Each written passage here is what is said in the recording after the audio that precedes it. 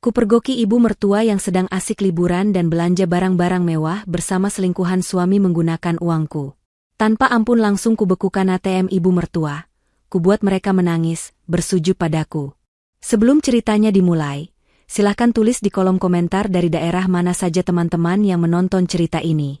Jangan lupa like dan subscribe agar channel ini bisa semakin berkembang dan bisa mempersembahkan cerita yang lebih menarik lagi. Deru pendingin ruangan di kantor menjadi satu-satunya suara yang menemani Farah. Di luar jendela, Jakarta bergerak dalam ritme sibuknya yang tak pernah berhenti. Namun di dalam ruangannya yang berdinding kaca di lantai 30, dunia seolah berhenti, tunduk pada kendalinya.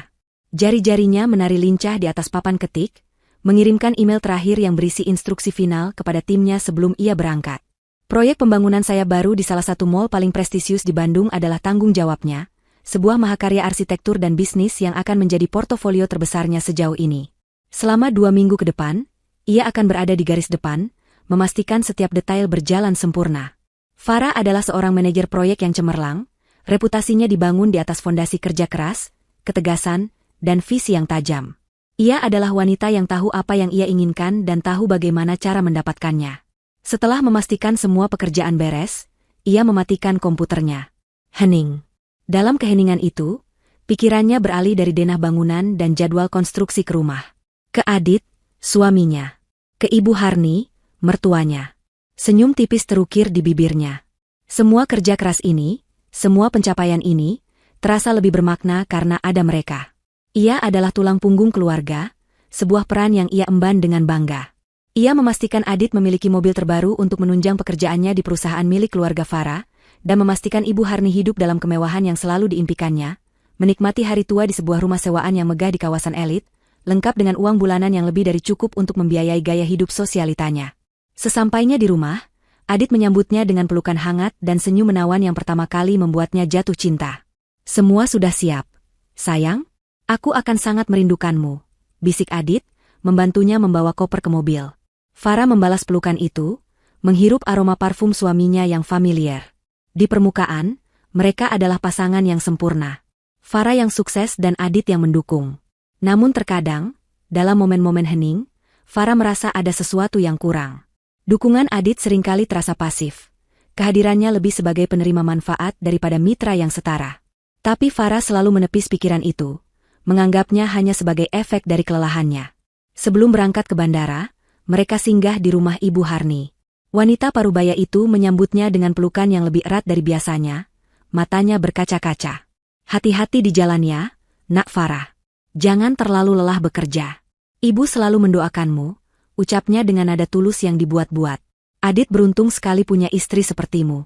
Teman-teman arisan ibu sampai iri, mereka bilang ibu punya menantu paling hebat sedunia. Pujian itu meluncur dengan begitu lancar, seperti sebuah naskah yang sudah dihafal. Farah hanya tersenyum dan mengangguk, menyerahkan sebuah amplop tebal berisi uang tambahan untuk sang mertua. "Ini untuk jajan ibu selama Farah di Bandung." Ibu Harni menerimanya dengan senyum merekah. Matanya berbinar melihat ketebalan amplop itu. Ia tidak pernah bertanya tentang proyek Farah, tentang tantangan yang dihadapinya.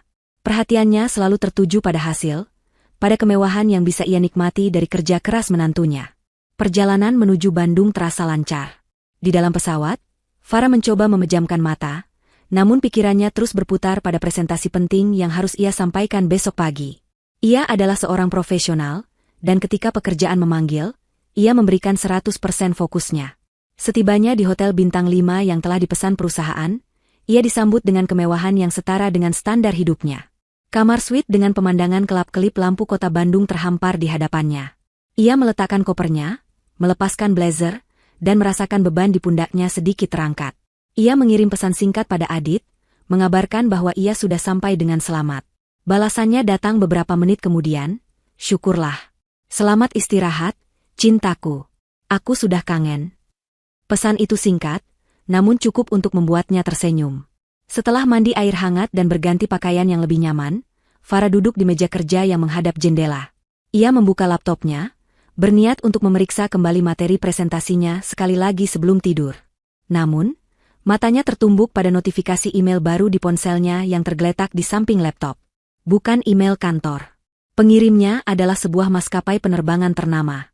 Judulnya, Konfirmasi pemesanan dan etiket Anda. Farah mengerutkan dahi. Ia tidak memesan tiket apapun lagi. Mungkin ini email promosi atau kesalahan sistem. Didorong rasa penasaran, ia membuka email itu. Jantungnya seolah berhenti berdetak selama beberapa detik. Ini bukan email promosi. Ini adalah sebuah bukti transaksi yang sah. Pembelian 2 tiket pesawat kelas bisnis dari Jakarta ke Bandung untuk penerbangan pagi tadi.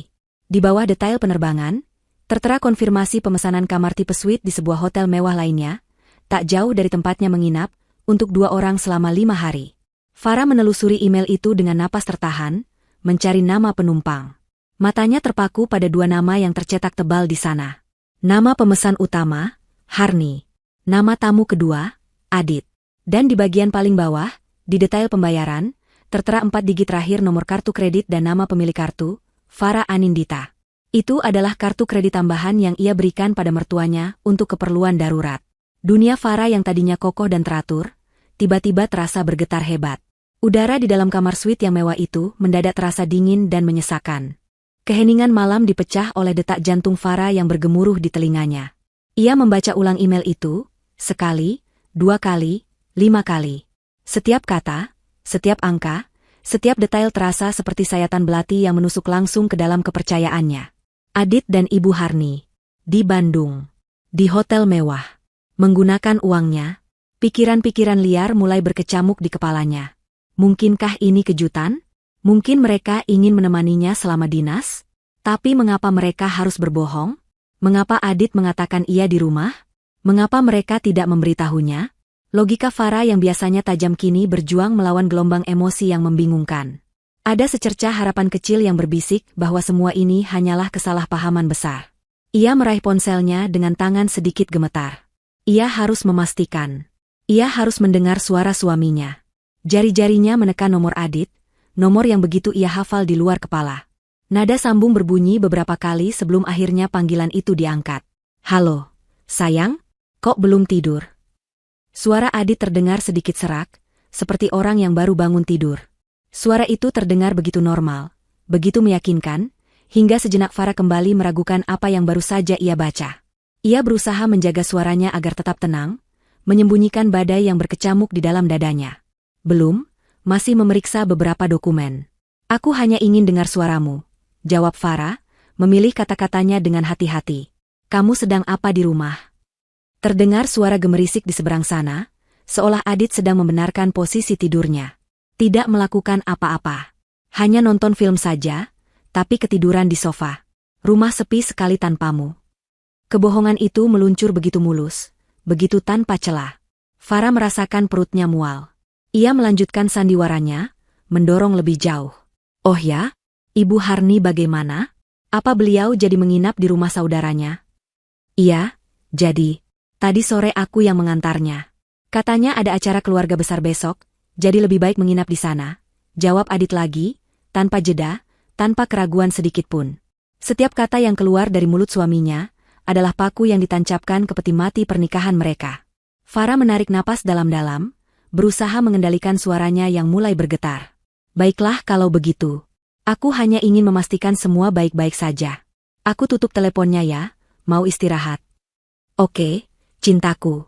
Mimpi indah. Aku mencintaimu, tutup Adit. Kalimat terakhir itu terasa seperti racun yang membakar telinga Farah. Ia mematikan panggilan tanpa menjawab. Ponsel itu terasa berat di tangannya. Suara Adit yang tenang dan penuh dusta itu lebih menyakitkan daripada bukti apapun. Masih belum puas, Farah mencoba menghubungi nomor Ibu Harni. Panggilan itu tidak diangkat. Hanya berdering beberapa kali sebelum terputus. Beberapa detik kemudian, sebuah pesan singkat masuk dari mertuanya. Isinya singkat dan padat. Lagi sibuk acara keluarga, Nak. Nanti ibu telepon balik. Pesan itu adalah konfirmasi terakhir. Kebohongan mereka begitu terkoordinasi, begitu rapi. Mereka pasti sudah merencanakan ini. Rasa sakit di dada Farah kini mulai bercampur dengan amarah yang membara. Ia merasa begitu bodoh, begitu naif. Wanita cerdas yang dihormati di dunia bisnis, ternyata tak lebih dari pion yang dimanfaatkan oleh orang-orang terdekatnya. Harapan bahwa semua ini hanyalah kesalahpahaman telah lenyap sepenuhnya, digantikan oleh kepastian yang pahit. Tapi Farah bukan tipe orang yang akan menangis dan meratapi nasib. Otaknya yang analitis mengambil alih. Emosi ia tekan dalam-dalam, digantikan oleh kebutuhan akan bukti yang lebih kuat, bukti yang tak terbantahkan. Ia membuka aplikasi perbankan di ponselnya, masuk ke menu kartu kredit. Dengan jari-jari yang kini terasa dingin, ia membuka riwayat transaksi kartu tambahan yang dipegang Ibu Harni. Matanya menelusuri daftar transaksi itu satu persatu. Daftar itu seperti sebuah jurnal perjalanan pengkhianatan mereka. Dimulai dari transaksi di gerai tol menuju Bandung siang tadi. Lalu, makan malam untuk 2 orang di sebuah restoran Italia mewah yang terkenal dengan suasananya yang romantis. Lokasinya hanya beberapa blok dari hotel tempatnya menginap. Tagihannya mencapai jutaan rupiah. Setelah itu, ada beberapa transaksi di butik-butik desainer ternama di mall tempat proyeknya berada. Pakaian pria, pakaian wanita, sepatu, tas. Dan yang paling menyakitkan, transaksi terakhir yang dilakukan sore tadi, sebuah pembelian bernilai puluhan juta rupiah di sebuah toko perhiasan ternama. Farah bahkan bisa menebak apa yang mereka beli. Ia membuka peta digital, memasukkan alamat restoran dan toko-toko itu. Semuanya berada di Bandung. Semuanya berada dalam radius beberapa kilometer dari posisinya saat ini. Mereka begitu dekat, namun terasa begitu jauh. Mereka berpesta pora menggunakan uang hasil keringatnya, sementara ia di sini bekerja keras untuk masa depan yang ternyata hanya ilusi. Kebohongan mereka kini bukan lagi sekadar dugaan, melainkan fakta yang terpampang nyata dalam bentuk angka-angka digital. Badai di dalam dirinya kini telah reda, menyisakan ketenangan yang dingin dan berbahaya. Rencana mulai terbentuk di benaknya. Amarah adalah api, dan pada saat itu, Farah membiarkan dirinya terbakar habis. Ia tidak berteriak, tidak membanting barang. Ia hanya duduk diam di kursi hotel yang empuk, menatap layar ponselnya yang menampilkan daftar transaksi pengkhianatan itu. Setiap baris adalah sebuah adegan dalam drama perselingkuhan suaminya, yang dibiayai penuh oleh kerja kerasnya. Rasa sakit yang tadinya tajam kini berubah menjadi sesuatu yang lain, sesuatu yang lebih dingin dan terfokus. Ia bukan lagi seorang istri yang terluka, ia adalah seorang auditor yang menemukan penipuan besar-besaran dalam kehidupannya sendiri. Dan seperti audit manapun, ia membutuhkan bukti yang lengkap sebelum mengambil tindakan. Bukti visual. Wajah di balik transaksi-transaksi ini. Pikirannya bekerja dengan kecepatan metodis. Ia menutup aplikasi perbankan dan membuka media sosial. Tujuannya yang pertama adalah akun Adit. Ia menelusuri lini masanya, dan rasa mual kembali menghantamnya. Halaman itu adalah sebuah monumen kemunafikan.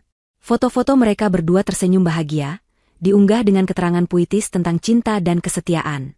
Foto terakhir yang diunggah Adit adalah potret Farah di bandara beberapa jam yang lalu, dengan caption, "Hati-hati di jalan, wanita hebatku. Cepat pulang, rumah tak akan sama tanpamu." Ratusan teman mereka menyukai foto itu, meninggalkan komentar-komentar yang memuji kemesraan mereka. Farah merasa seperti sedang menonton film tentang kehidupan orang lain. Pria di foto itu, suami yang tampak begitu memujanya, adalah seorang penipu ulung. Akun media sosialnya adalah panggung sandiwara yang ia bangun dengan hati-hati untuk menipu semua orang, terutama Farah. Setelah memastikan tidak ada petunjuk di akun Adit yang bersih dan terawat itu, Farah beralih ke strategi berikutnya. Ia mulai menelusuri daftar teman Adit dan foto-foto di mana ia ditandai.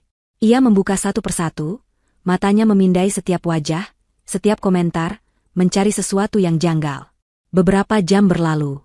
Matanya terasa perih karena terlalu lama menatap layar, namun ia tidak berhenti. Kemudian, ia menemukannya. Sebuah foto grup dari acara ulang tahun seorang teman sebulan yang lalu. Adit berdiri di sana, tersenyum ke arah kamera, dan di sampingnya ada seorang wanita muda yang tidak Farah kenal. Tangan Adit berada di punggung wanita itu, sebuah gestur yang terlalu akrab untuk sekadar teman biasa. Farah memperbesar foto itu, melihat nama yang menandai wanita itu di kolom komentar, Vera. Dengan jantung berdebar sedikit lebih cepat, Farah mengetik nama itu di kolom pencarian. Beberapa akun muncul, tapi satu profil langsung menarik perhatiannya. Foto profilnya menunjukkan wanita yang sama dari foto grup tadi, berpose dengan latar belakang sebuah mobil sport yang sangat Farah kenali. Mobil itu adalah hadiah ulang tahun yang ia berikan pada Adit tahun lalu. Akun itu tidak dikunci. Sebuah kesalahan fatal dari pihak lawan. Farah menarik napas dalam-dalam dan masuk ke dalam lini masa wanita itu. Apa yang ia temukan adalah sebuah galeri kesombongan yang didanai oleh keringatnya. Postingan pertama yang membuatnya berhenti adalah foto sebuah tas tangan desainer ternama, model edisi terbatas. Farah langsung mengenali tas itu. 3 minggu lalu, Ibu Harni meneleponnya, merengek ingin membeli tas itu untuk hadiah ulang tahun temannya. Farah, yang saat itu sedang sibuk, langsung mentransfer sejumlah uang yang diminta tanpa banyak bertanya. Kini, tas itu berada di tangan Vera, dipamerkan dengan caption angkuh, hadiah kejutan dari seseorang yang spesial. Di bawahnya, sebuah komentar dari Ibu Harni, dengan akun pribadinya, terlihat jelas, cantik sekali, nak, kamu pantas mendapatkannya. Farah terus menggulir ke bawah. Setiap postingan adalah bukti baru. Sebuah foto sepasang sepatu mahal, diunggah pada hari yang sama saat transaksi pembelian sepatu tercatat di kartu kredit Ibu Harni. Foto jam tangan mewah untuk wanita, diunggah beberapa hari setelah Adit mengaku baru saja menerima bonus besar dari kantor, sebuah kebohongan, karena Farah tahu betul tidak ada bonus apapun bulan itu. Kemudian, ia menemukan foto-foto dari Bandung. Sebuah foto segelas anggur dengan pemandangan kota di malam hari, diunggah tadi malam. Lokasinya ditandai di restoran Italia yang sama dengan yang tertera di aplikasi perbankannya. Di sudut foto, terlihat pergelangan tangan seorang pria yang mengenakan jam tangan yang sama persis dengan milik Adit. Captionnya, malam yang sempurna dengan rajaku. Dunia Farah terasa menyusut, hanya menyisakan dirinya, layar ponsel, dan kebenaran yang menyakitkan.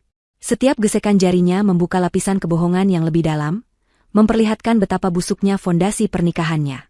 Ibu Harni bukan hanya tahu, tapi juga menjadi fasilitator aktif dalam perselingkuhan putranya.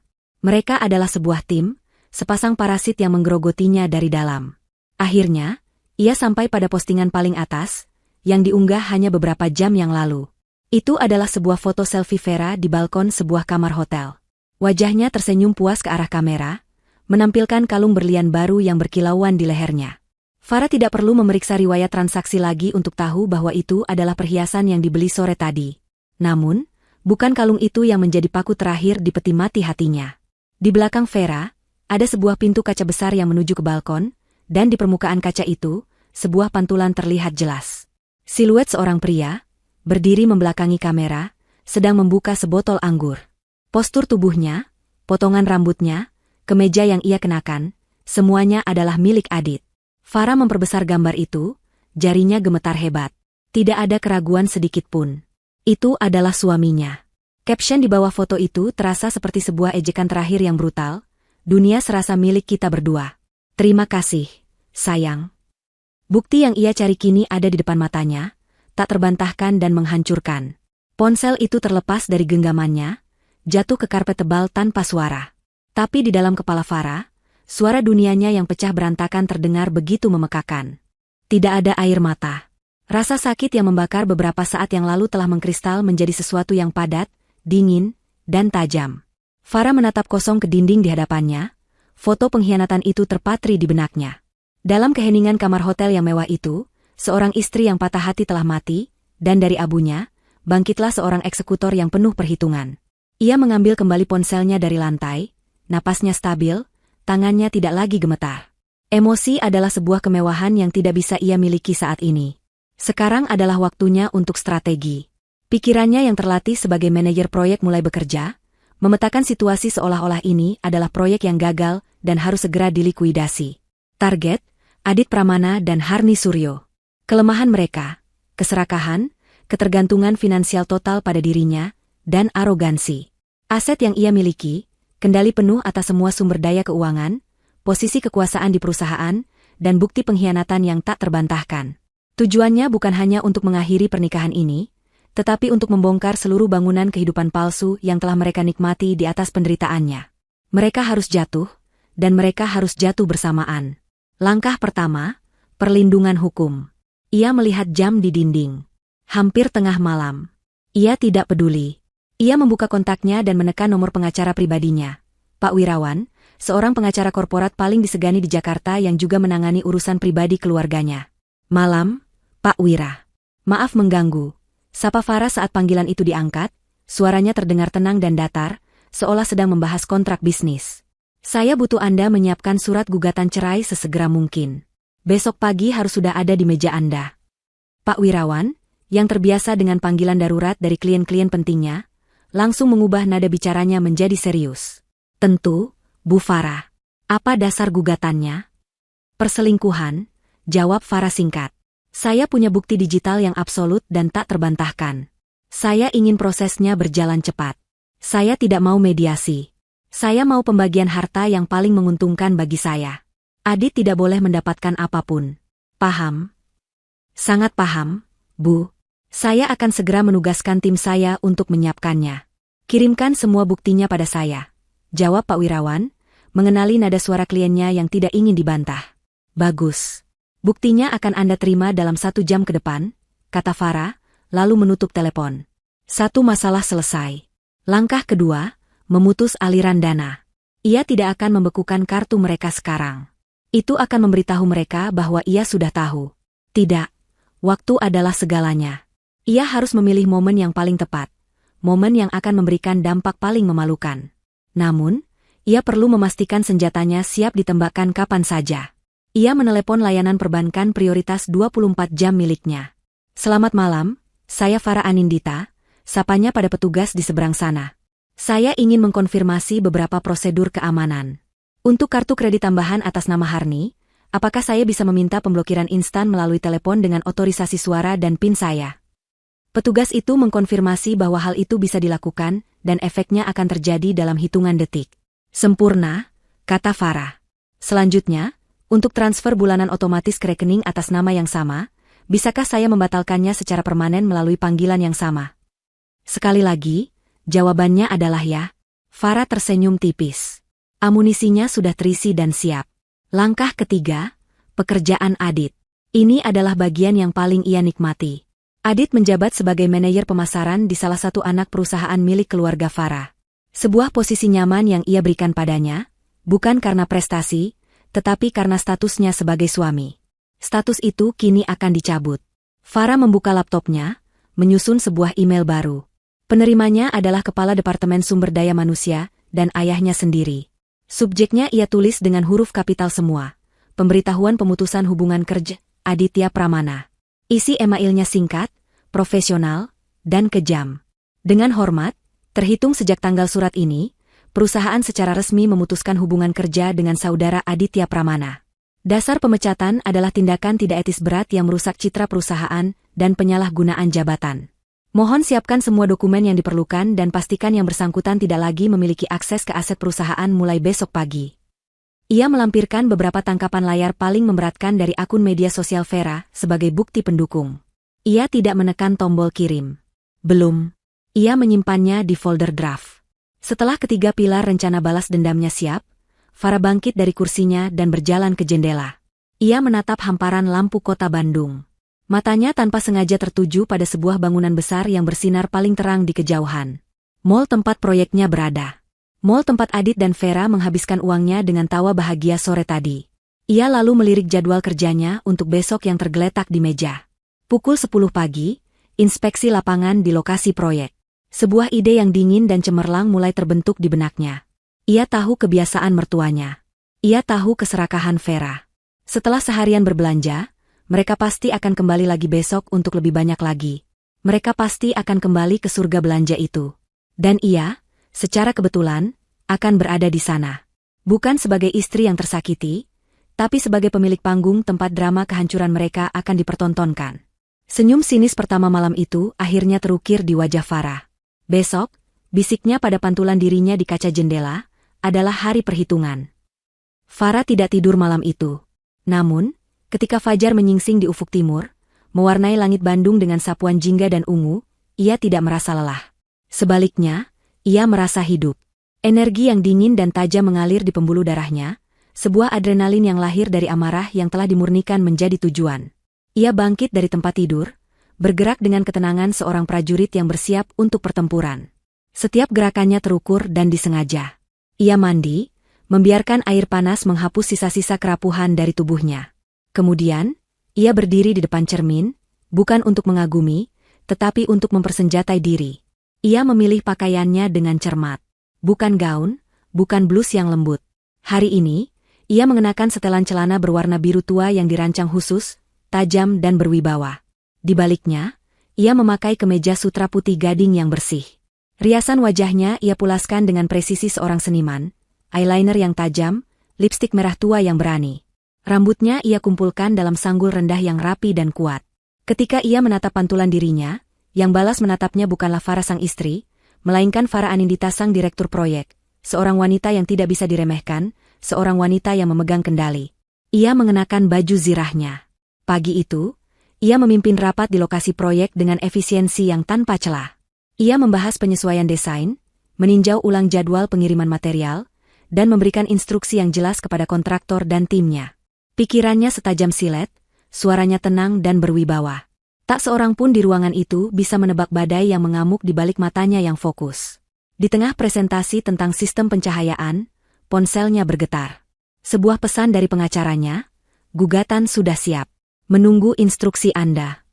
Farah melirik pesan itu sekilas, lalu kembali melanjutkan presentasinya tanpa melewatkan satu ketukan pun. Profesionalismenya adalah benteng yang tidak bisa ditembus. Setelah rapat selesai, ia memulai agenda berikutnya, inspeksi lapangan. Bersama beberapa manajer lapangan, ia berjalan melintasi area mall yang masih dalam tahap penyelesaian akhir. Debu konstruksi berterbangan di udara, suara mesin bor menggema di kejauhan. Mereka menaiki eskalator menuju lantai 2, tempat area retail premium akan berada. Dan di sanalah, dari posisinya yang lebih tinggi, matanya menangkap mereka. Di atrium utama yang luas di bawah, 3 sosok berjalan dengan gaya angkuh yang begitu mencolok. Adit berada di tengah, mengenakan kemeja bermerek yang Farah tahu persis harganya. Di lengan kanannya, Vera bergelayut manja, menenteng beberapa tas belanja yang sudah penuh. Di lengan kirinya, Ibu Harni berjalan dengan dagu terangkat, mengenakan perhiasan yang berkilauan di bawah cahaya lampu mall. Mereka adalah sebuah parade kesombongan. Tertawa terbahak-bahak, menunjuk-nunjuk etalase toko dengan gembira, sama sekali tidak sadar bahwa mereka sedang diamati dari atas oleh sumber kekayaan mereka. Farah berhenti sejenak, tangannya mencengkeram pegangan eskalator. Pemandangan itu, begitu nyata dan begitu kurang ajar, menghapus sisa keraguan terakhir dari hatinya. Ini bukan hanya perselingkuhan. Ini adalah persekongkolan. Sebuah pengkhianatan 3 arah yang menjijikkan. Kalian bisa lanjutkan inspeksi di sayap barat dulu. Ada sesuatu yang harus saya periksa, kata Farah kepada timnya, suaranya tetap tenang. Mereka mengangguk patuh dan beranjak pergi. Kini sendirian, Farah mulai bergerak. Ia tidak terburu-buru. Ia menuruni eskalator dengan perlahan, matanya tidak pernah lepas dari targetnya. Ia adalah seekor predator yang membuntuti mangsanya yang tidak menaruh curiga. Ia mengikuti mereka dari jarak yang aman, membaur dengan keramaian pengunjung mall. Ia menyaksikan mereka masuk ke toko jam tangan mewah. Dari balik pilar, ia melihat Vera mencoba beberapa model jam tangan wanita, sementara Adit berdiri di sampingnya, mengangguk dan tersenyum seolah ia yang akan membayarnya. Ibu Harni sibuk berbicara dengan pramuniaga, menanyakan model termahal yang mereka miliki. Farah merasakan amarahnya membara saat melihat Adit mengusap punggung Vera dengan lembut, sebuah gestur intim yang seharusnya hanya miliknya. Setelah 15 menit, mereka keluar dari toko tanpa membeli apapun. Mungkin harga jamnya di luar batas kartu kredit tambahan itu, dan tawa mereka terdengar sedikit dipaksakan. Selanjutnya, mereka menuju ke area butik desainer.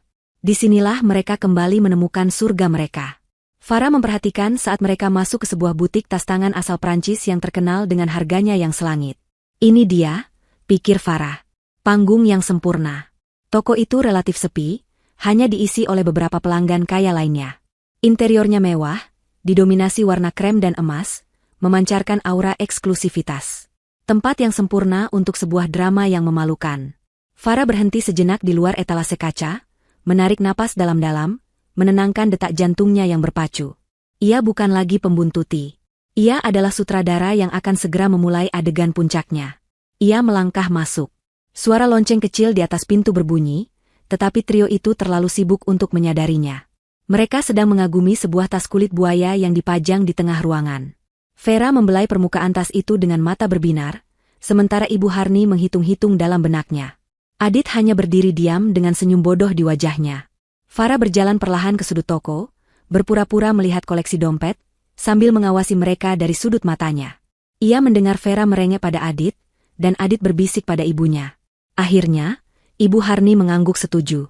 Mereka memanggil pramuniaga, mengambil tas kulit buaya itu beserta beberapa barang lain yang lebih kecil, dan berjalan menuju meja kasir yang terbuat dari marmer.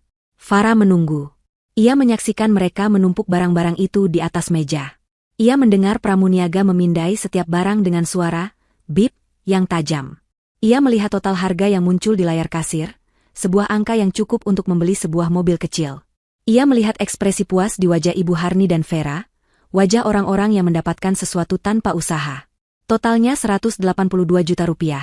Bu, kata kasir itu dengan senyum terlatih. Ibu Harni tertawa kecil, seolah jumlah itu tidak berarti apa-apa. Dengan gerakan teatrikal, ia membuka dompetnya yang juga bermerek, dan mengeluarkan kartu kredit berwarna hitam dari dalamnya. Kartu tambahan dari Farah. Ia menyerahkannya kepada kasir dengan gaya seorang ratu. Momen itu terasa berjalan dalam gerak lambat bagi Farah. Tangan kasir yang terulur, kartu hitam yang berkilauan di bawah lampu sorot. Tepat saat jari-jari kasir hendak menyentuh kartu itu, Farah melangkah maju. Sepatu haknya beradu dengan lantai marmer, menciptakan suara ketukan tajam yang memecah suasana. Ia tiba di samping mereka, berdiri tegak dan tenang. "Jangan pakai kartu itu," katanya. Suaranya tidak keras, tetapi jernih dan dingin, membelah udara seperti pecahan es.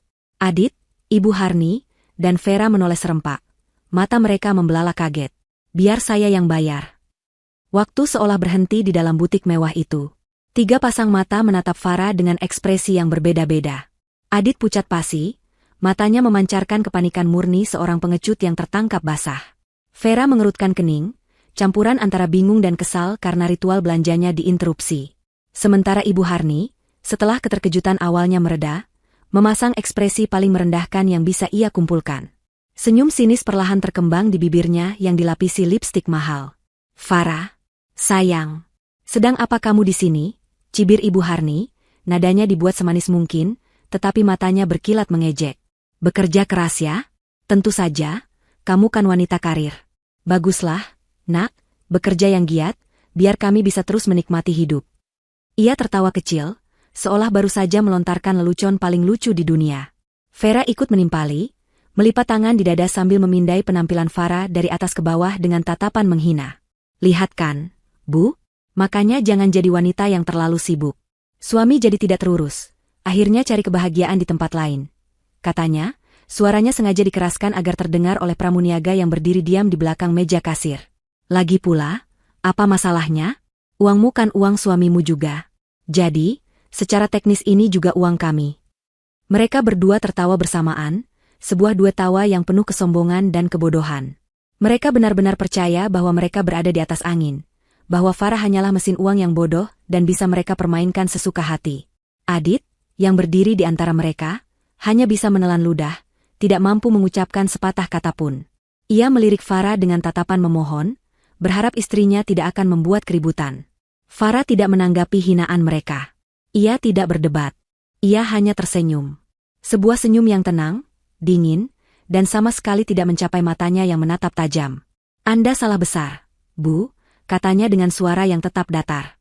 "Uang saya adalah uang saya. Dan waktu bermain kalian sudah selesai." Tanpa memedulikan mereka lagi, Farah mengeluarkan ponselnya. Dengan gerakan yang tenang dan disengaja, ia menekan panggilan cepat ke nomor manajer bank prioritasnya dan mengaktifkan mode pengeras suara. Seluruh butik yang hening itu kini bisa mendengar nada sambung yang berbunyi. "Selamat siang, perbankan prioritas. Dengan Rian, ada yang bisa saya bantu?" Suara profesional terdengar dari ponsel Farah. "Selamat siang, Rian. Saya Farah Anindita," jawab Farah, suaranya terdengar jelas dan berwibawa. Wajah Ibu Harni dan Vera mulai menunjukkan sedikit kebingungan. "Baik, Ibu Farah. Ada yang bisa saya bantu?" "Ya," kata Farah, matanya terpaku pada Ibu Harni. "Saya ingin Anda menjalankan instruksi yang saya berikan melalui telepon tadi malam. Tolong blokir secara permanen kartu kredit tambahan dengan nomor sekian-sekian atas nama Harni Suryo. Lakukan sekarang juga." Terdengar suara ketikan keyboard dari seberang sana. Wajah Ibu Harni berubah dari bingung menjadi panik.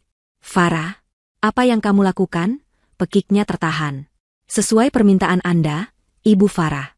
Kartu tersebut sudah diblokir secara permanen. Efektif detik ini juga," jawab Rian dari pengeras suara. Farah melanjutkan, senyumnya sedikit melebar. "Satu lagi, Rian.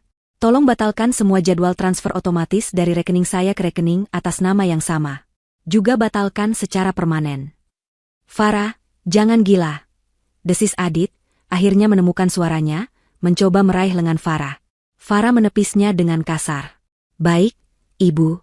Semua jadwal transfer telah dibatalkan. Tidak akan ada lagi dana yang dikirimkan ke rekening tersebut dari rekening Anda. Ada lagi yang bisa saya bantu?" "Tidak. Itu saja. Terima kasih, Rian." Farah mematikan panggilan dan memasukkan kembali ponselnya ke dalam saku. Ia kemudian menoleh ke arah kasir yang menatap pemandangan itu dengan mulut sedikit terbuka. "Silakan coba lagi kartunya," kata Farah dengan sopan. Dengan tangan gemetar, kasir itu mengambil kartu kredit Ibu Harni dan menggeseknya ke mesin. Sebuah bunyi, bip, yang nyaring diikuti tulisan merah di layar, "Ditolak." "Tidak mungkin," seru Ibu Harni, wajahnya memerah karena malu. "Coba lagi. Mesinmu pasti rusak." Kasir itu mencoba sekali lagi. Hasilnya sama. "Ditol." Keheningan yang canggung menyelimuti mereka. Senyum kemenangan di wajah Farah kini terlihat begitu jelas. Kepanikan mulai menjalari Ibu Harni dan Vera. Mereka saling pandang, tatapan mereka penuh ketakutan. Gaya hidup mewah mereka, sumber kebanggaan mereka, baru saja diputus di depan mata mereka. "Maaf, Bu. Kartunya benar-benar tidak bisa digunakan." "Mungkin Ibu mau menggunakan kartu lain?" tanya kasir itu, mencoba tetap profesional. Tentu saja mereka tidak punya kartu lain. Semua kemewahan mereka berasal dari satu sumber, dan sumber itu baru saja menutup kerannya rapat-rapat. Ibu Harni mulai membuat keributan, menuduh kasir itu sengaja mempermalukannya. Vera menarik-narik lengan Adit, menyuruhnya melakukan sesuatu. Tapi Adit hanya berdiri membeku seperti patung. Dunianya runtuh di sekelilingnya. Keributan itu menarik perhatian manajer toko, seorang wanita berpakaian rapi yang segera menghampiri meja kasir. Setelah mendengar penjelasan singkat dari kasir, manajer itu menatap Ibu Harni dengan tatapan dingin. "Maaf, Ibu. Jika Anda tidak bisa membayar, Anda harus meninggalkan barang-barang ini." "Apa? Kamu tidak tahu siapa saya?" bentak Ibu Harni, harga dirinya yang terluka membuatnya semakin histeris. Karena keributan terus berlanjut, manajer itu memberi isyarat kepada dua orang petugas keamanan yang berjaga di dekat pintu masuk. Dua pria berbadan tegap itu berjalan mendekat. Pelanggan lain di butik itu kini berhenti berbelanja, menatap tontonan itu dengan penuh minat. Penghinaan itu kini menjadi tontonan publik. "Bapak, Ibu, mohon maaf, Anda kami minta untuk meninggalkan toko ini sekarang," kata salah satu petugas keamanan dengan suara tegas. Melihat dua pria berotot di hadapan mereka, nyali mereka akhirnya ciut. Dengan wajah merah padam karena amarah dan rasa malu yang luar biasa, mereka terpaksa berbalik. Mereka harus meninggalkan tumpukan barang belanjaan impian mereka di atas meja kasir. Saat mereka berjalan menuju pintu keluar, melewati Farah, Ibu Harni menatapnya dengan kebencian murni. "Kau akan menyesal, Farah," desisnya. Farah hanya menatapnya dengan dingin. "Tidak. Kalianlah yang akan menyesal." Farah berdiri tegak, menyaksikan petugas keamanan menggiring trio yang menyedihkan itu keluar dari butik. Ia melihat mereka berdebat hebat di luar, saling menyalahkan dengan gerakan tangan yang marah, sebelum akhirnya berjalan gontai menjauh, tidak lagi seperti raja dan ratu, melainkan seperti pengemis yang diusir. Misi Farah di mall itu telah selesai. Karma telah dibayar lunas, secara instan dan di depan umum. Ia kemudian berbalik, memberikan anggukan sopan kepada manajer toko, dan berjalan keluar dari butik itu dengan langkah mantap, meninggalkan kehancuran di belakangnya. Farah berjalan menjauh dari butik itu dengan langkah yang mantap dan tegap. Ia tidak menoleh ke belakang. Pertunjukan memalukan itu sudah berakhir, dan ia tidak tertarik untuk melihat para aktornya meratapi nasib. Ada kepuasan yang dingin dan kelam dalam hatinya, tetapi itu bukan kebahagiaan. Itu adalah perasaan ketika sebuah tugas yang sulit dan menyakitkan telah diselesaikan dengan sempurna. Bagian pertama dari rencananya, penghancuran publik, telah berhasil di luar dugaan. Sekarang, saatnya untuk bagian kedua, penghancuran struktural. Ia menemukan sebuah kafe yang tenang di sudut lantai yang sama. Sebuah tempat dengan sofa-sofa kulit yang nyaman dan pemandangan ke arah taman gantung di tengah mall. Tempat ini terasa seperti dunia yang berbeda dari kekacauan yang baru saja ia ciptakan. Ia memesan secangkir kopi hitam pekat, tanpa gula, tanpa susu. Ia butuh sesuatu yang pahit dan kuat untuk menandingi suasana hatinya. Sambil menunggu pesanannya datang, ia melihat keluar jendela. Ia memberi mereka waktu. Ia membayangkan mereka bertiga tersandung keluar dari mall, saling berteriak di tempat parkir yang panas. Kepanikan mulai merayap masuk saat mereka menyadari betapa gentingnya situasi mereka. Ia ingin kepanikan itu mencapai puncaknya sebelum ia melancarkan serangan berikutnya. Kopinya tiba, hitam dan mengepul. Ia menyesapnya perlahan, membiarkan rasa pahitnya menyebar di lidahnya. Ia memeriksa ponselnya. Tidak ada panggilan tak terjawab. Tidak ada pesan. Adit terlalu sibuk didera oleh dua wanita histeris untuk memikirkannya. Waktu yang tepat. Dengan ketenangan yang nyaris mengerikan, ia menekan nomor suaminya.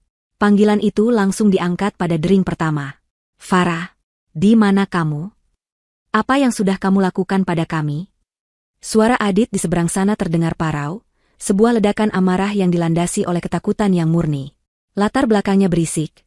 Farah bisa mendengar suara tangisan Ibu Harni dan teriakan marah Vera. Farah menjauhkan ponsel sedikit dari telinganya, menunggu ledakan pertama itu reda. Kemudian, ia mendekatkannya kembali dan berbicara dengan suara yang sangat tenang, nyaris seperti bisikan. Aku di Bandung, katanya, di sebuah kafe di mall yang sama denganmu. Aku baru saja selesai minum kopi sambil menikmati pertunjukan kecil yang dipersembahkan olehmu, ibumu yang terhormat, dan wanita simpananmu. Keheningan sesaat di seberang sana, seolah kata-katanya menyerap semua oksigen dari paru-paru Adit. Lalu, suaminya tergagap, mencoba menyangkal. Wanita simpanan? Apa maksudmu? Vera itu hanya teman ibu. Ini semua salah paham. Farah, kamu sengaja mempermalukan kami. Kamu jahat. Farah tertawa kecil, suara tawa yang kering dan tanpa kegembiraan. Salah paham? Adit, jangan anggap aku sebodoh itu. Aku sudah melihat semuanya. Transaksi kartu kredit selama berbulan-bulan. Hadiah-hadiah mewah untuk teman, ibumu. Foto mesra kalian di media sosialnya, yang dengan bodohnya tidak ia kunci. Dan yang paling penting, suara Farah menajam, aku melihat kalian dengan mata kepalaku sendiri. Aku melihat caramu menyentuhnya, cara kalian tertawa bersama. Jadi, hentikan sandiwara ini. Semuanya sudah berakhir. Tidak, sayang, tidak. Aku bisa jelaskan? Adit mulai memohon, nadanya berubah dari marah menjadi putus asa. Aku hilaf. Ibu yang mengenalkanku padanya. Aku hanya kesepian karena kamu terlalu sibuk bekerja. Tapi aku mencintaimu, Farah. Sungguh, hanya kamu. Cinta? Potong Farah, suaranya kini sedingin es. Jangan gunakan kata itu. Kamu tidak tahu artinya. Kamu tidak mencintaiku, Adit. Kamu mencintai kenyamanan yang kuberikan. Kamu mencintai mobilmu, jabatanmu, rumah mewah ibumu. Kamu mencintai uangku. Dan keran uang itu, Farah berhenti sejenak, memberikan penekanan pada setiap kata, sudah kututup. Secara permanen. Isak tangis Adit mulai terdengar. Tangisan seorang anak laki-laki yang mainannya dirampas, bukan tangisan seorang suami yang menyesal. Tolong, Farah, jangan lakukan ini. Aku minta maaf. Aku akan melakukan apa saja. Pikirkan pernikahan kita, semua yang sudah kita lalui. Aku sudah memikirkannya, jawab Farah. Dan yang kulihat hanyalah kebohongan. Pernikahan kita sudah selesai, Adit. Anggap saja ini pemberitahuan resminya. Pengacaraku akan menghubungimu besok pagi dengan surat gugatan cerai. Jangan repot-repot mencoba pulang ke rumah kita, karena besok pagi kuncinya akan diganti dan semua akses masuk atas namamu akan dicabut.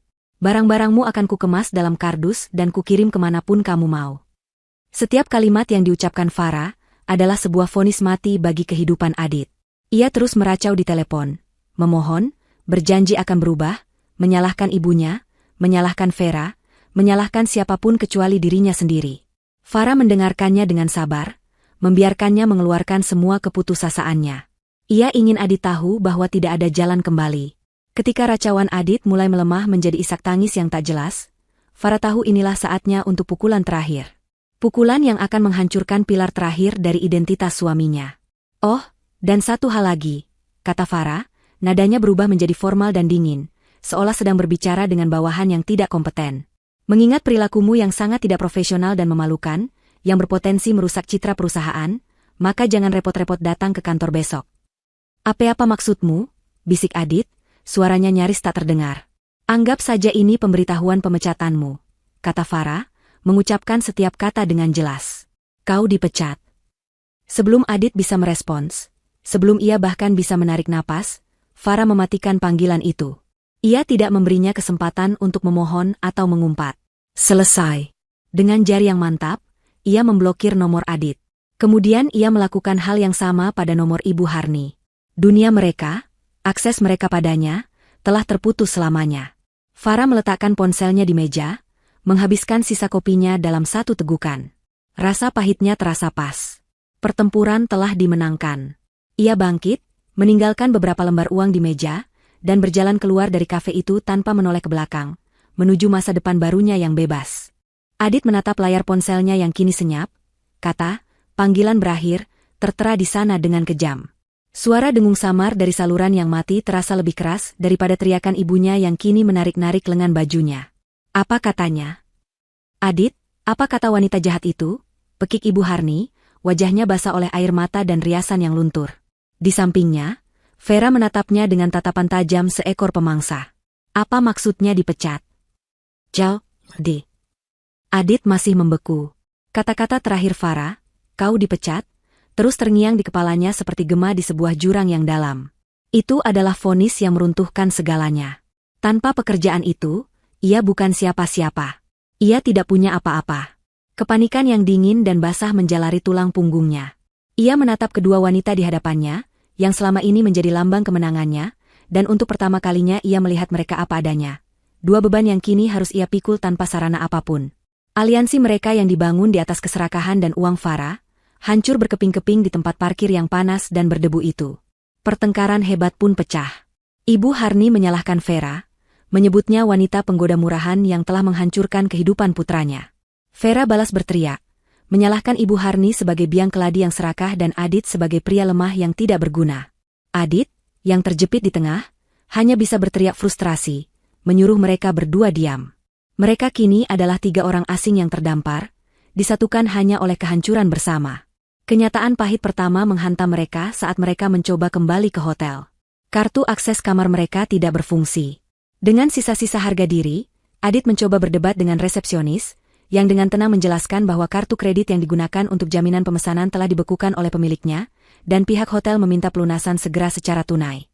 Tentu saja mereka tidak punya uang tunai sebanyak itu. Setelah adu mulut yang memalukan di lobi, di mana mereka menjadi tontonan tamu lain, mereka diizinkan mengambil barang-barang mereka di bawah pengawasan petugas keamanan, seperti sekelompok kriminal. Mereka terjebak di Bandung. Putus asa, Ibu Harni terpaksa menjual salah satu gelang emas pemberian Farah, ironisnya, di sebuah toko gadai dengan harga yang sangat murah. Uang itu hanya cukup untuk membeli 3 tiket kereta kelas ekonomi untuk kembali ke Jakarta. Perjalanan kereta yang penuh sesak dan panas itu terasa seperti siksaan. Tidak ada percakapan, hanya keheningan yang tebal dan saling tatap penuh kebencian.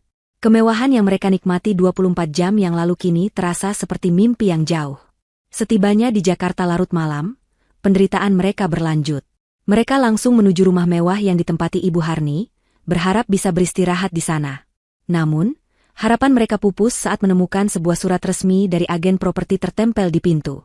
Surat itu menyatakan bahwa pemilik properti, Farah Anindita, telah meminta pemutusan kontrak sewa lebih awal dan mereka diberi waktu 3 hari untuk mengosongkan rumah. Gembok baru yang berkilauan di gagang pintu menjadi penegas bahwa mereka kini benar-benar tunawisma. Malam itu mereka habiskan di sebuah motel kecil yang pengap dan bau rokok. Satu-satunya tempat yang bisa mereka bayar dengan sisa uang hasil gadai. Keesokan harinya, didorong oleh sisa harapan yang bodoh, Adit mengabaikan peringatan Farah dan pergi ke kantornya. Ia berharap bisa berbicara dengan seseorang, mungkin ayah Farah, untuk memohon kesempatan kedua. Namun, harapannya hancur berkeping-keping di lobi gedung. Kartu aksesnya tidak berfungsi. 2 orang petugas keamanan yang tegap menghalanginya di pintu putar. Tak lama kemudian, kepala HRD yang selalu bersikap ramah padanya, turun menemuinya dengan wajah dingin tanpa ekspresi. Wanita itu tidak mengajaknya bicara, hanya menyerahkan sebuah kotak kardus berisi barang-barang pribadinya dan sebuah amplop coklat. Ini surat pemecatan resmi Anda, Pak Adit. Anda diminta untuk tidak lagi memasuki area perusahaan, katanya dengan nada final. Kolega-kolega yang lalu lalang menatapnya dengan campuran kasihan dan cemooh. Penghinaan itu terasa lebih menyakitkan daripada tamparan di wajah. Dengan langkah gontai, Adit kembali ke motel, membawa kotak berisi sisa-sisa kehidupannya yang gagal. Pemandangan yang menyambutnya di kamar adalah paku terakhir di peti matinya.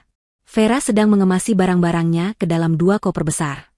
Pakaian dan tas-tas mahal yang dibelikan dari uang Farah kini siap untuk dibawa pergi. Apa yang kamu lakukan? Tanya Adit, suaranya serak. Vera menoleh, menatapnya tanpa rasa bersalah sedikit pun. Aku pergi, katanya singkat. Aku tidak punya waktu untuk drama ini. Aku tidak sudi hidup susah dengan pecundang sepertimu. Pecundang? Setelah semua yang kuberikan padamu? Teriak Adit, rasa sakitnya berubah menjadi amarah. Vera tertawa sinis.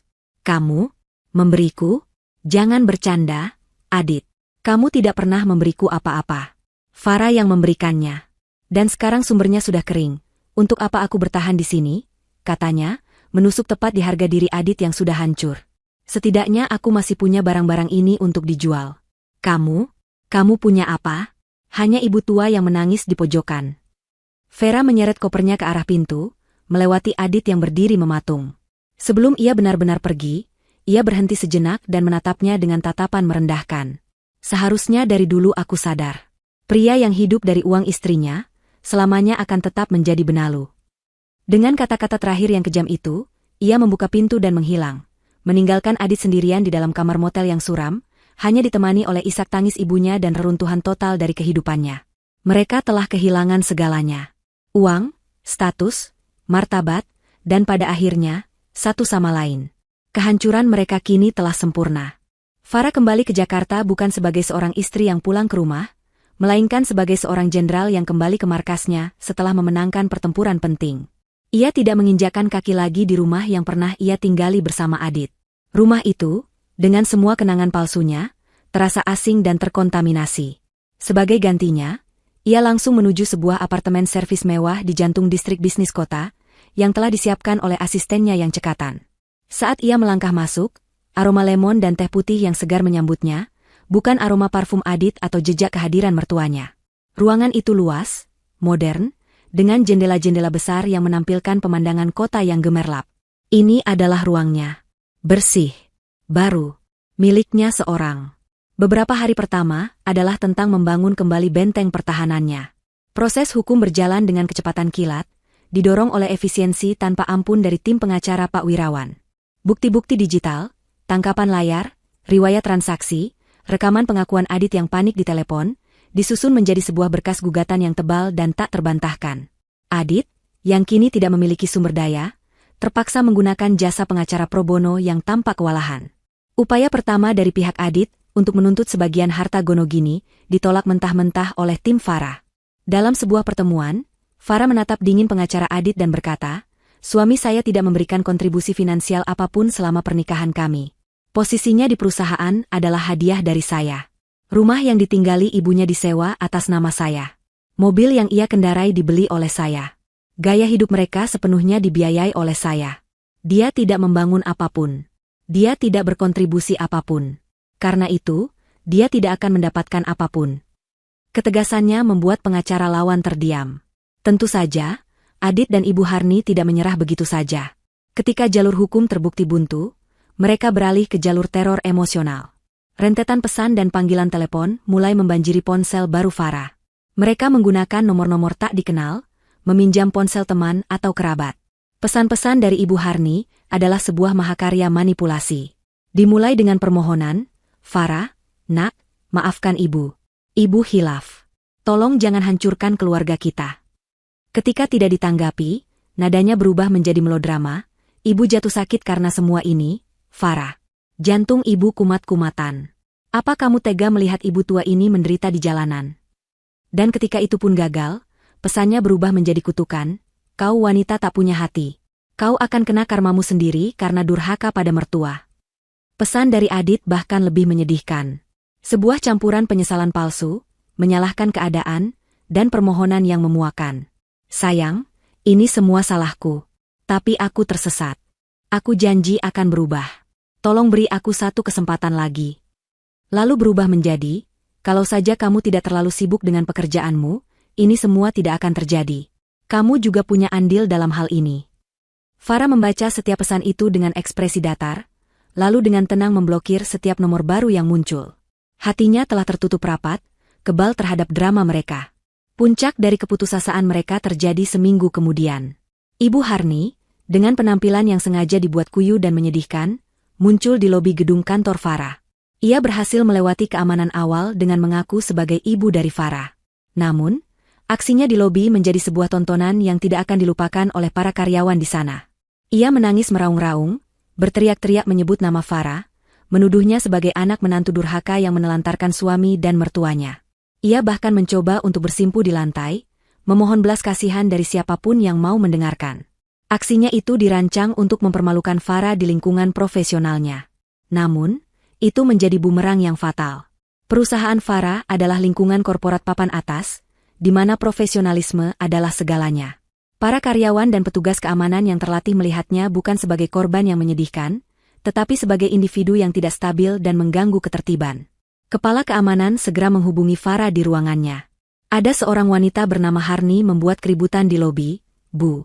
Mengaku sebagai ibu mertua Anda. Farah menarik napas dalam-dalam. Terima kasih informasinya, jawabnya dengan suara yang sangat tenang. Tolong tangani sesuai prosedur. Usir dia dari gedung secara baik-baik, tapi tegas. Jika dia menolak atau melakukan perlawanan, jangan ragu untuk menghubungi pihak berwajib. Perintah itu dijalankan dengan efisien. Ibu Harni, yang mengira akan mendapatkan simpati, justru dihadapkan pada dua orang petugas keamanan yang dengan sopan namun tegas memintanya pergi. Ketika ia menolak, mereka dengan sigap memegang lengannya dan menggiringnya keluar gedung, diiringi tatapan puluhan pasang mata. Insiden itu, alih-alih merusak reputasi Farah, justru semakin mengukuhkannya sebagai seorang pemimpin yang tetap tenang dan tegas di bawah tekanan krisis pribadi yang luar biasa. Setelah gagal dengan teror emosional dan konfrontasi publik, Adit dan Ibu Harni melancarkan serangan terakhir mereka yang paling licik. Mereka mulai menyebarkan fitnah. Melalui akun-akun media sosial palsu dan dengan membisikannya ke beberapa kenalan yang suka bergosip, mereka membangun sebuah narasi palsu. Dalam cerita versi mereka, Adit adalah suami setia yang malang, dan Ibu Harni adalah mertua yang baik hati.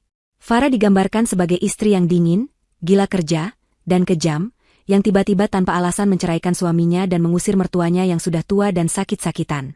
Mereka berharap cerita itu menyebar dan merusak nama baik Farah. Suatu sore, Pak Wirawan mengirimkan beberapa tangkapan layar dari fitnah yang beredar itu kepada Farah. Mereka mencoba memainkan kartu sebagai korban, tulis pengacara itu. Farah menatap foto profil palsu dan komentar-komentar penuh kebohongan itu di layar komputernya. Ia tidak merasakan amarah. Ia tidak merasakan sakit hati.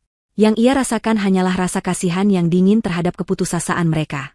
Ia lalu menatap deretan piala penghargaan di rak kantornya, kemudian ke arah rencana proyek barunya yang terbentang di meja. Mereka mencoba menyerangnya dengan gosip murahan. Mereka lupa bahwa ia membangun kerajaannya di atas fondasi prestasi dan fakta, bukan opini. Dan ia tahu persis bagaimana menggunakan fakta untuk menghancurkan kebohongan terakhir mereka. Serangan fitnah yang dilancarkan Adit dan Ibu Harni, yang mereka harapkan akan menjadi senjata pamungkas, justru menjadi peluru yang menembus kaki mereka sendiri. Bukannya merusak reputasi Farah, kampanye itu justru menyulut rasa penasaran publik dan media gosip. Melihat kesempatan ini, Farah memberikan lampu hijau kepada Pak Wirawan untuk melakukan serangan balik yang elegan dan mematikan. Tim pengacara itu tidak membantah gosip dengan gosip.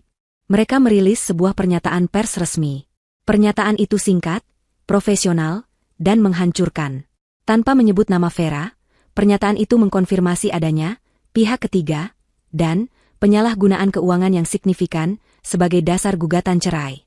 Untuk mendukung klaim tersebut, mereka melampirkan beberapa bukti yang telah disamarkan untuk melindungi privasi namun tetap menunjukkan kebenarannya.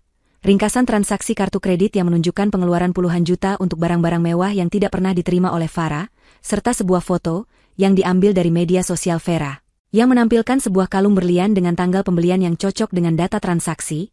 Wajah Farah diburamkan namun kalung dan latarnya jelas. Dalam semalam, narasi itu berbalik total. Publik, yang awalnya mungkin ragu, kini melihat gambaran yang jelas. Gambaran seorang suami pengangguran terselubung dan ibu mertua yang serakah, yang hidup berfoya-foya dari hasil kerja keras seorang wanita sukses, bahkan tega menggunakan uang itu untuk membiayai perselingkuhan. Simpati publik mengalir deras kepada Farah. Ia dipuji sebagai simbol wanita kuat yang berani melawan pengkhianatan. Adit dan Ibu Harni kini dicap sebagai benalu sosial, bahan cemoohan di forum-forum online. Senjata terakhir mereka telah meledak di wajah mereka, menghancurkan sisa-sisa kredibilitas mereka menjadi debu. Dengan opini publik yang berpihak padanya dan bukti yang tak terbantahkan, proses perceraian menjadi sebuah formalitas. Hakim mengetukkan palunya, mengabulkan semua tuntutan Farah. Pernikahan itu resmi berakhir. Adit tidak mendapatkan sepeser pun. Ia keluar dari ruang sidang hanya dengan pakaian yang melekat di badannya, dan nama baik yang telah hancur lebur. Bagi Farah, momen itu bukanlah sebuah kemenangan yang riuh. Itu adalah sebuah kelegaan yang dalam dan sunyi. Babak yang busuk dalam hidupnya akhirnya telah ditutup secara resmi. Bulan-bulan berlalu, dan musim berganti. Kehidupan menemukan keseimbangannya yang baru.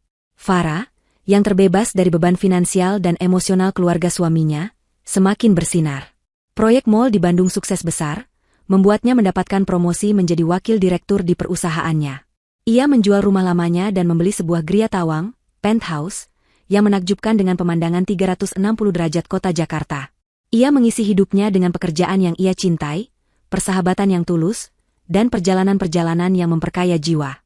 Suatu hari, rasa penasaran yang samar membuatnya mencari tahu nasib orang-orang dari masa lalunya. Ia tidak perlu berusaha keras.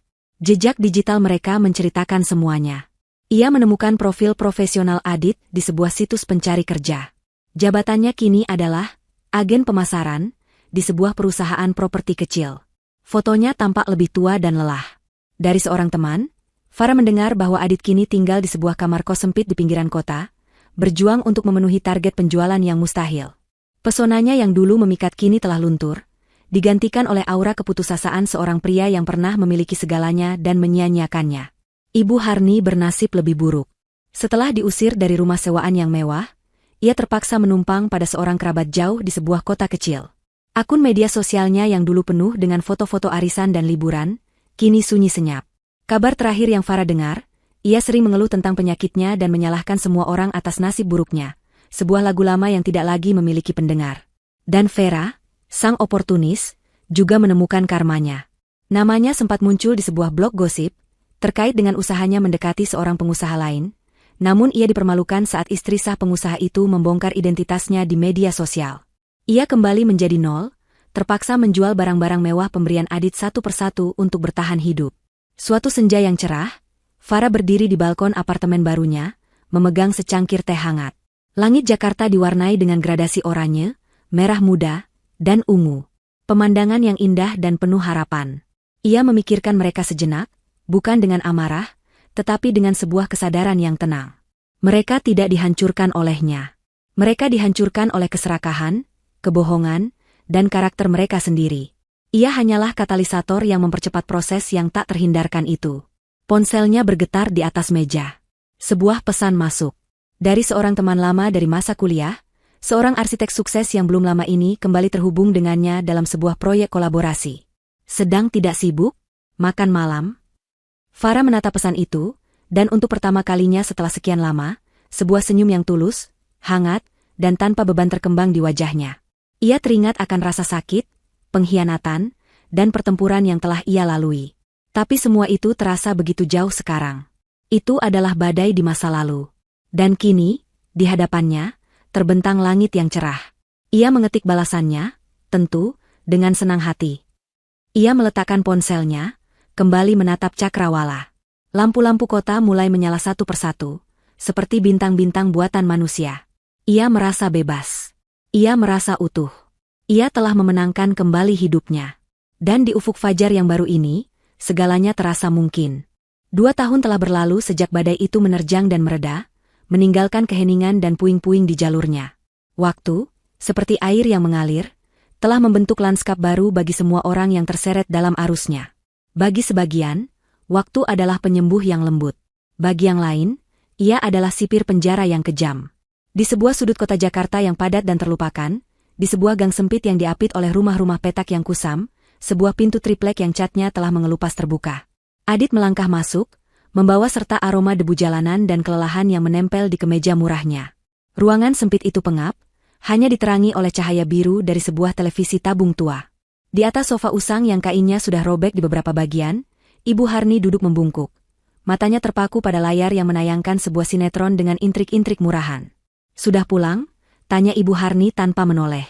Suaranya serak, diwarnai oleh kepahitan yang telah menjadi nada dasarnya selama 2 tahun terakhir. "Seperti yang Ibu lihat," jawab Adit singkat, melempar tas selempangnya ke kursi. Ia membuka kulkas kecil yang berisik di sudut ruangan, hanya menemukan beberapa botol air dan sisa sayur yang mulai layu. Tidak ada yang bisa dimakan. Lagi.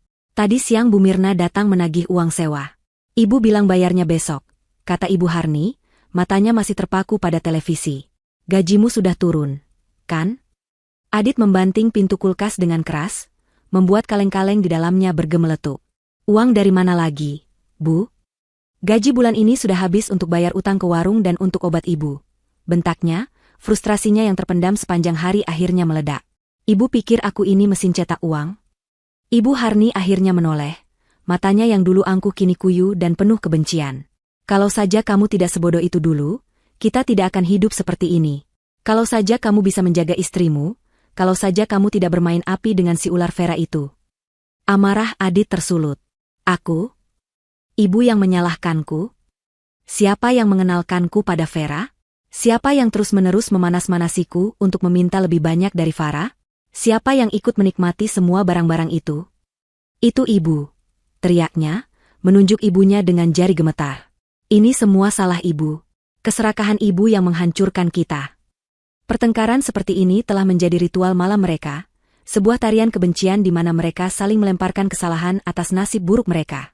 Mereka terperangkap dalam lingkaran setan penyesalan dan tuduhan, tidak mampu bergerak maju karena terlalu sibuk melihat ke belakang. Di atas meja kecil di samping televisi, tergeletak sebuah majalah bisnis bekas. Sampulnya menampilkan wajah seorang wanita yang tersenyum penuh wibawa, berdiri di depan sebuah maket bangunan yang megah. Judulnya terpampang jelas, Farah Anindita, Membangun Masa Depan Indonesia.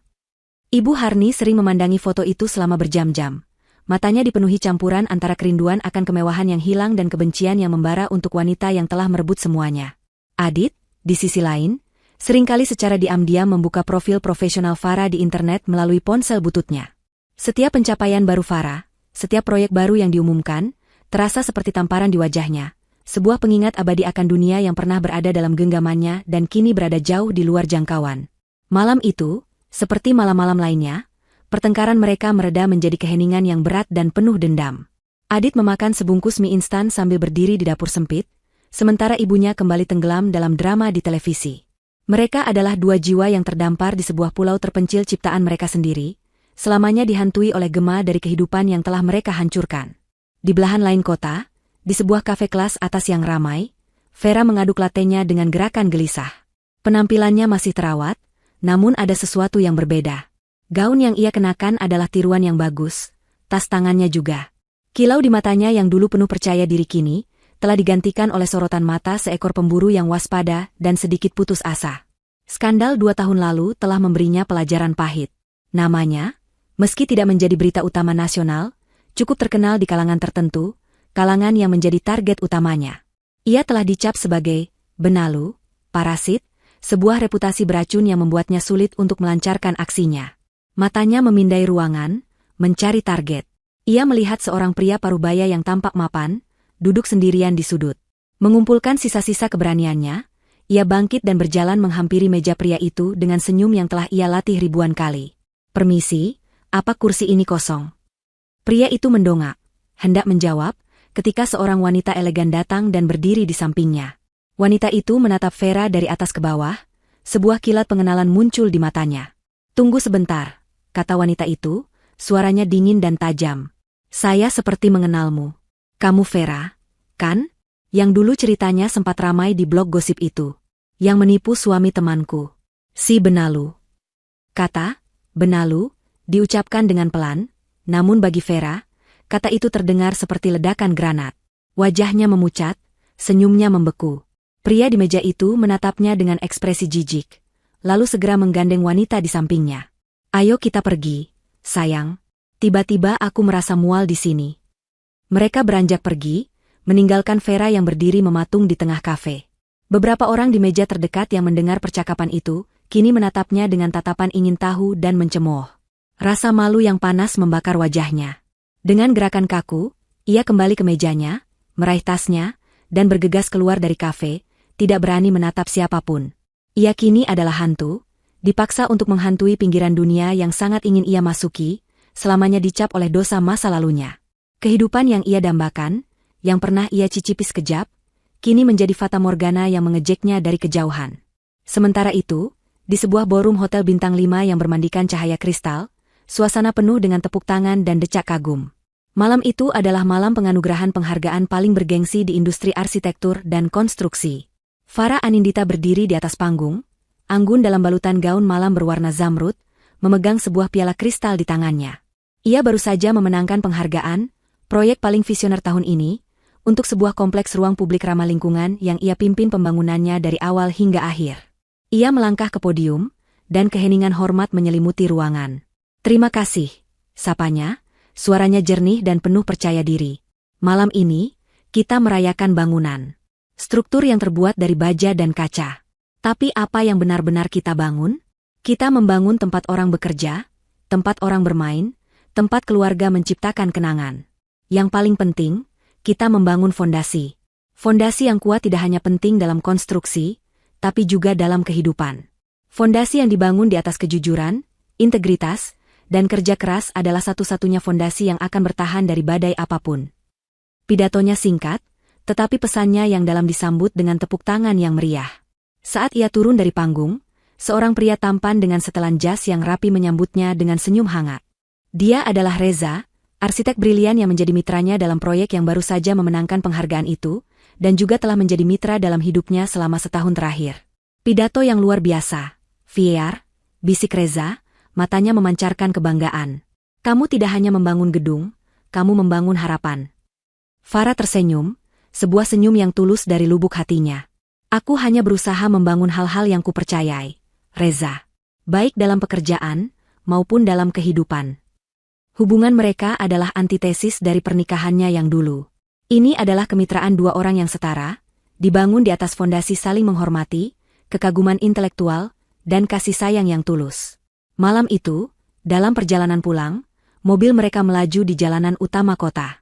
Di sebuah persimpangan, mobil berhenti. Di hadapan mereka, sebuah papan reklame digital raksasa menampilkan iklan terbaru dari perusahaan Farah, memamerkan sebuah gedung pencakar langit ikonik yang baru saja mereka selesaikan. Di bagian bawah, terpampang nama-nama kunci dari proyek itu, dan nama Farah tertulis paling atas. Untuk sesaat, sebuah pikiran melintas di benaknya. Di suatu tempat di kota yang sama, Adit mungkin sedang berjuang menjual apartemen murah. Di sudut lain, Ibu Harni mungkin sedang mengeluhkan nasibnya. Dan di tempat lain, Vera mungkin sedang merencanakan tipu daya berikutnya. Namun, tidak ada lagi rasa marah atau benci dalam hatinya. Yang ada hanyalah sebuah kesadaran yang tenang. Mereka adalah bagian dari masa lalunya. Sebuah babak yang menyakitkan namun perlu, yang telah membentuknya menjadi wanita yang lebih kuat dan lebih bijaksana. Mereka adalah gema di ujung jalan yang telah ia tinggalkan jauh di belakang. Reza, yang merasakan perubahan suasana hatinya, dengan lembut meraih tangannya. Genggamannya terasa hangat dan nyata. Farah menoleh padanya, senyumnya kembali terkembang. Ia menatap keluar jendela, ke arah lampu-lampu kota yang berkelip seperti jutaan janji. Badai telah lama berlalu. Langit di hadapannya kini bersih dan tak terbatas. Ia telah merancang dan membangun kembali kehidupannya dari reruntuhan, dan hasilnya jauh lebih megah dari apapun yang pernah ia bayangkan. Fajar barunya telah tiba, dan hari masih panjang.